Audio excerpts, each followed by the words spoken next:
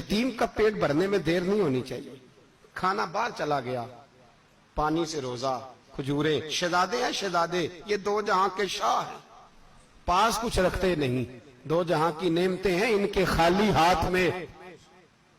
खजूर पानी से इफ्तारी भी सहरी भी, सवेरे फिर उठे रोजा रखा, तीसरा दिन है तीसरा। जरा दिल पे हाथ रखना, बच्चा एक रात भूखा हो तो अम्मा सोती नहीं।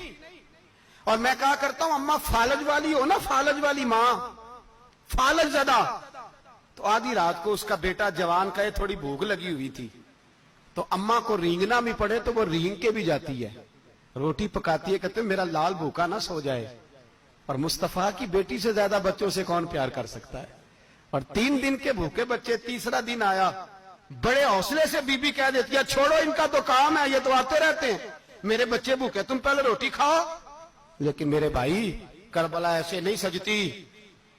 ये जो बर्गर खा के नाराज होने वाले बच्चे होते हैं, ये मैदानों में नहीं निकल पाते, इनके लिए मुश्किल होता है। हजरत फातिमा ने, हजरत अली ने ड्यूटी की, ड्यूटी अपने बच्चों को तैयार किया करबला के लिए।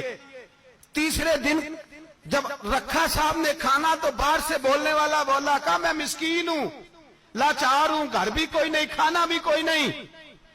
इमाम हुसैन फिर उठे, तीसरे दिन का भी खाना दे दिया। हजरत अली फरमाते मैं बच्चे पकड़ के मस्जिद लेके गया, कहीं भूख से मेरे लाल गिर ना जाएं।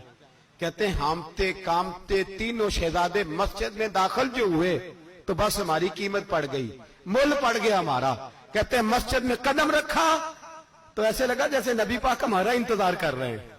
फरमाते तीसरे दिन की मगरिब पढ़ने गए तो हुजूर ने तीनों बाप बेटों को चेहरे देखे, फरमाया अली ये जिब्रील खड़े हैं और फरमा रहे हैं तेरे 3 दिन का अमल खुदा को भी बड़ा पसंद आया है, मोहम्मद मुस्तफा को भी बड़ा पसंद आया है।